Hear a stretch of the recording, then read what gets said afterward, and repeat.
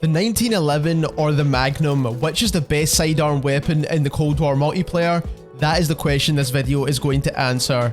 This video is going to give you an overview of both weapons and their stats, comparing them to let you know which one is the best. If you're new to the channel and you enjoy watching breakdown videos like this, feel free to subscribe and also help us reach our goal of 50 likes on this video, and that way we know you're enjoying this content.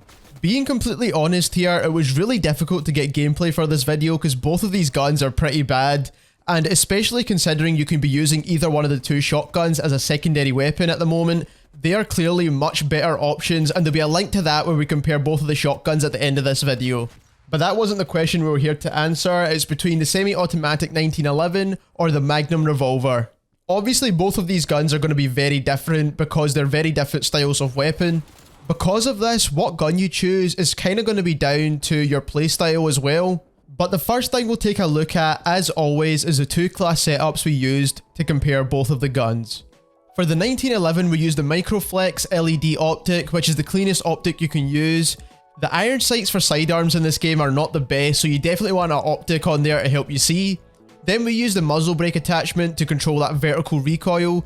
We then used the reinforced heavy barrel to extend your damage range as well as bullet velocity, which is definitely very useful for pistols. The bullet velocity is not great with these guns.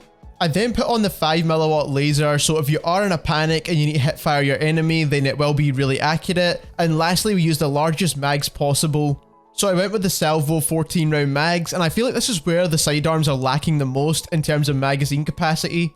For the Magnum, again, we went for the Microflex LED optic to make sure you're landing your shots.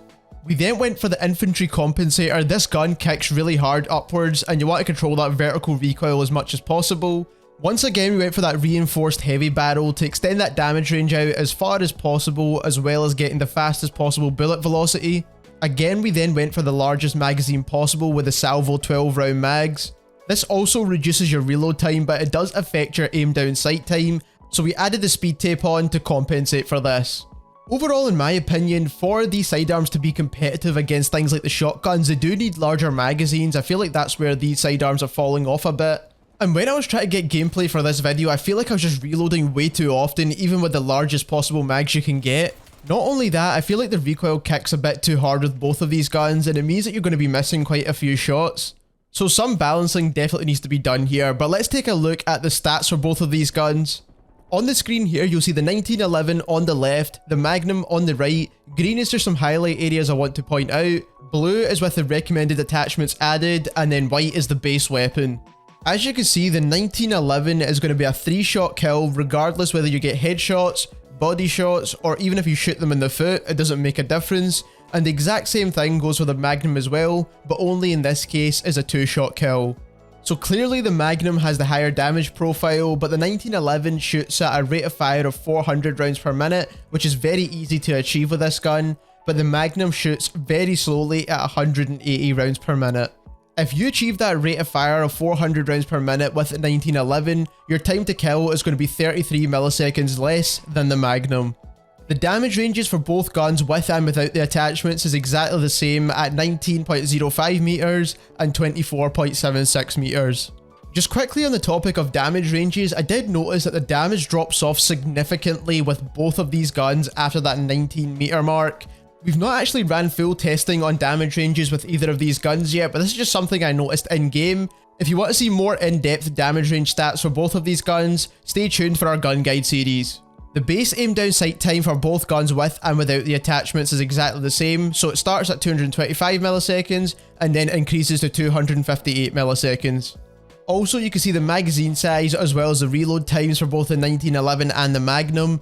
That base reload time for the Magnum is ridiculously long, and it's one of the reasons I added the Salvo round mags on there, and that reduces that reload time way down to 2.2 seconds. Even still, the reload time advantage still goes to the 1911, the bullet velocity advantage goes to the Magnum however, and you can already see the massive impact that reinforced heavy barrel has on both of these guns. It's quite clear from taking a look at the stats that both guns are very similar in most areas, but then the 1911 edges it in terms of time to kill as well as reload speed. The only real case I see anyone using a sidearm like this is in those medium range kind of gunfights where you're just over 10 meters.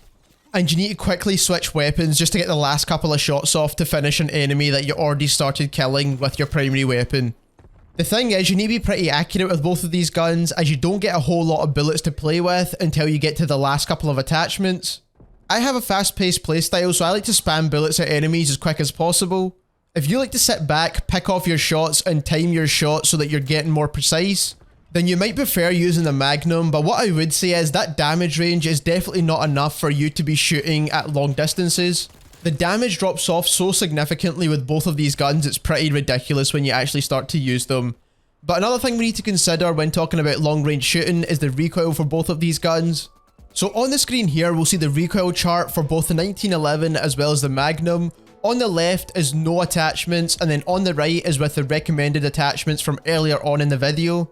So what we can see is that the 1911's recoil pattern is definitely grouped much tighter together, even for the base weapon. If you're constantly firing downrange with a Magnum, the recoil is very spread out. Of course, if you timed your shots to allow the gun to recenter, it would make the gun more accurate. But by doing this, you're technically reducing your time to kill potential. On the right hand side, you could definitely see the recoil for both guns is grouped tighter together. But it doesn't seem like the muzzle brake on the 1911 or the infantry compensator on the Magnum are having a significant impact on that vertical recoil. But again, as far as recoil patterns go, we're going to have to give this one to the 1911, as the grouping of its bullets is much tighter, is definitely the more accurate gun. And this is even still knowing that the 1911 has the faster time to kill potential, along with the faster fire rate as well. It's also the more accurate sidearm in the game. The last thing we need to take a look into, as always, is the hipfire patterns for both of these guns to see how each of the guns perform at those close range hipfire engagements. And keep in mind, we did add that 5mm laser on the 1911, whereas there is no laser on the Magnum. Now, if you did add a laser onto the Magnum, it would make it more accurate in this case, but we're just testing with the attachments we've shown before. So again, on the left, you see both guns without any attachments, and then on the right, you can see them with the attachments, and you can see that the grouping for both guns without any attachments is definitely much tighter. And even when the attachments have been added, the grouping actually seems worse. Even with the 1911 that has that 5mm laser added, the grouping is just way worse than the base weapon, so I don't really know what's going on here. Of course, we know we shot more bullets on the right hand side because we have larger magazines, but I don't really know what's affected the actual hipfire accuracy. This is just something you'll need to consider when picking between each one of these guns. In my personal opinion, and the way I use sidearms, is that hipfire accuracy is a very important factor when choosing a sidearm. Most of the engagements you're going to be using a sidearm with is when you've ran out of ammo on your primary weapon, you're in a close range gunfight, you can't reload, and you quickly need to switch weapons to finish off an opponent.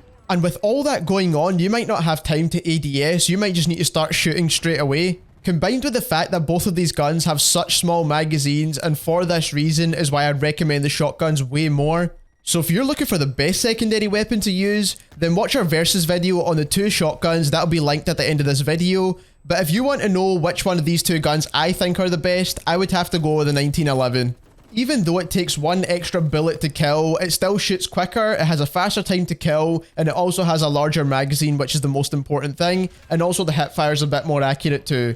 If you enjoyed this video, hit that like button. We want to reach 50 likes on this video. If you're new to the channel, subscribe, and also click on the playlist at the end of this video to watch more. Thank you very much for watching.